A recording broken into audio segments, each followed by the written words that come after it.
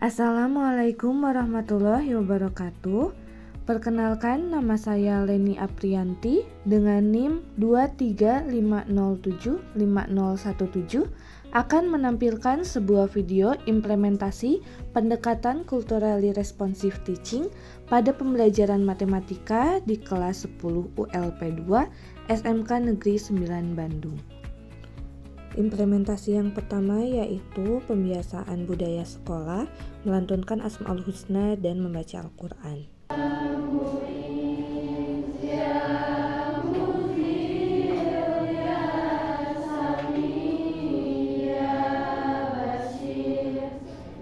Implementasi CRT yang kedua yaitu menjelaskan manfaat pembelajaran trigonometri dalam kehidupan sehari-hari yang relevan dengan jurusannya. Kalian mungkin nggak ukur air terjun pakai meteran? Coba ibu nanya, Pawas, mau nggak disuruh sama ibu ngukur air terjun di Bandung, di Lembang, tapi Pawas pakai meteran dari atas gunung. Kenapa nggak mau? Kalau dibandingnya sama Indonesia, karena mempertaruhkan nyawa ya. Tapi kenapa tour guide di sana kalau misalnya bawa orang-orang yang di sana suka ngomong di air terjun ini tingginya misalnya 2.424 meter, kalian percaya atau tidak? Tour guide itu kalau ngomong harus dipercaya. Jadi kan kasihan wisatawan yang udah datang kita udah jelasin ternyata kita salah, tapi nggak akan dipercaya lagi. Nah, gimana sih cara ngitung tinggi air terjun sedangkan airnya deras? Kalau misalnya kita naruh meterannya akan terbawa oleh air. Kalau kita mengukur secara langsung tidak mungkin. Bawa alat mobil masuk ke dalam yang mengukurkan itu, bawa mobilnya aja susah air terjun ya. Nah, dihitungnya itu matematis, cara matematis dengan menggunakan perbandingan trigonometri. Contohnya di sini kalian kalau misalnya kepo di Google ada yang namanya klimameter. Klimameter itu artinya sudut. Pernah nggak ngeliat penjelajah atau siapapun itu peneliti suka melihat foto atas, suka melihat dari jauh. Kenapa kita harus melihat puncak air terjun ke puncak? Nah, itu kan suka sudutnya. Dan maka kita untuk mencapai titik ujung itu ada sudut yang terbentuk ya. Di kelompoknya begitu kan? Dari sudut tersebut kami hitung. Kita misalnya ada di sini, sudutnya melihat ke atas.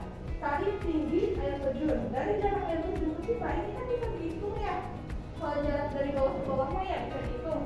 Nah, dari sini terbentuk segitiga apa coba kira-kira? Segitiga siku-siku. Dari segitiga siku-siku tersebut bisa diketahui tingginya atau sisi lainnya. Selain itu, contohnya di Gunung Merapi.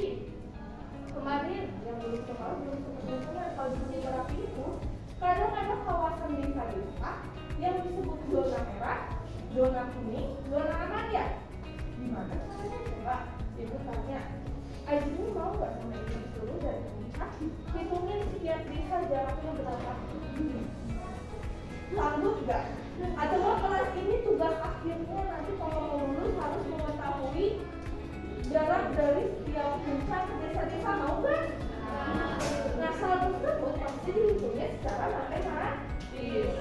Dari air, dari kecurangan hawa, dari lahar kemungkinan terjunnya berapa kecepatannya, atau bentuklah zona-zona ini. Nah, salah satunya digunakan juga perbandingan trigonometri. Terus, kan kalian ini pariwisata nih. Kalau misalnya kalian nanti ternyata jadi crazy rich di umur 20 tahun, kalian punya uang 271 triliun. Nah, dari 271 triliun itu kalian buat kira-kira tempat wisata. Kalian kalau bikin tempat wisata mau estetik atau enggak? Atau kalian asal-asalan mau? Contohnya kayak rumah ini. Ini sebenarnya sederhana atapnya. Tapi coba ibu tanya, kalau segitiga kecil ini ukuran yang asal nggak ada di tengah-tengah segitiga besar ini, terus ukurannya tidak sebangun, estetik nggak menurut kalian? Tiba-tiba segitiganya ada di sini, yang ini ada di sini, yang ini ada di ujung sini, lucu nggak kata kalian? Bagi pecinta seni mungkin bagus ya, tapi kalau misalnya untuk perumahan atau kalian mau membuat villa, pasti ingat membuat yang simetrik bangunan. Nah ini juga bisa dibutuh perbandingan antara sisi segitiganya dengan perbandingan trigonometri.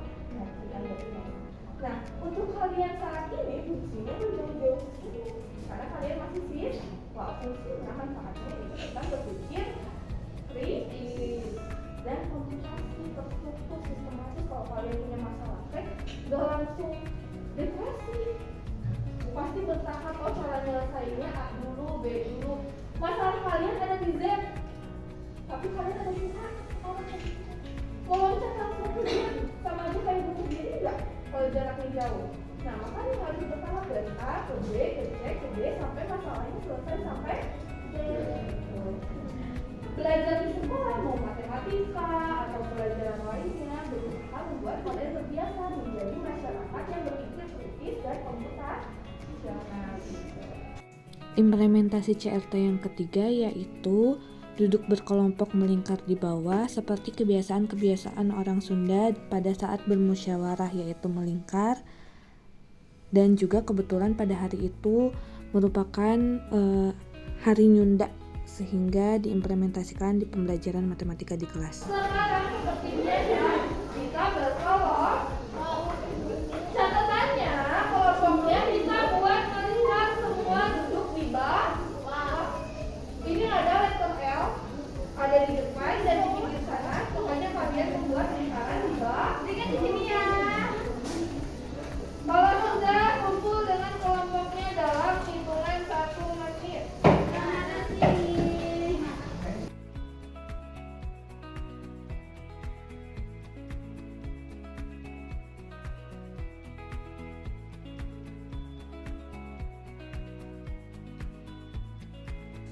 Implementasi CRT yang keempat yaitu implementasi pada konten pembelajaran perbandingan trigonometri. Pada LKPD disajikan masalah-masalah dalam kehidupan sehari-hari yang relevan dengan jurusannya dan dapat diselesaikan dengan perbandingan trigonometri. Sekarang kalian coba lihat masalah 1 tanpa mengerjakan. Tanpa mengerjakan dulu. Di masalah 1 ada gambar apa di sana? Taman, lapang atau apa? Taman. Di taman ada nggak yang membentuk segitiga siku-siku? Setiap apapun yang membentuk segitiga siku-siku bisa dicari permasalahannya dengan perbandingan apa? Namanya perbandingan apa coba? Trigonometri. Nah masalah yang kedua, di masalah yang kedua coba cek berbentuk segitiga siku-siku atau bukan negeri? Masalah kedua membentuk segitiga siku-siku atau enggak? Masalah ketiga membentuk segitiga siku-siku atau tidak? Menurut kalian semuanya bisa diselesaikan atau tidak? Insya Allah. Coba selesaikan dari sekarang. Seperti biasa, yang bertanya boleh.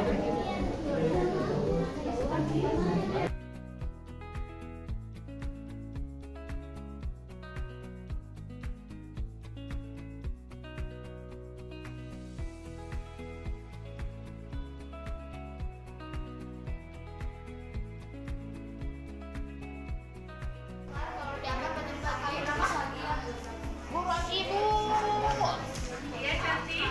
Siapa yang memanggil? Aku. Kami dari sini ke situ ya. Oke. Kan sana.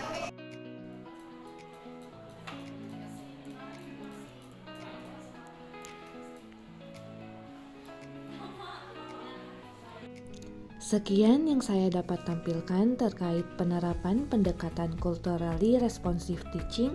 Mohon maaf apabila banyak kekurangan. Wassalamualaikum warahmatullahi wabarakatuh.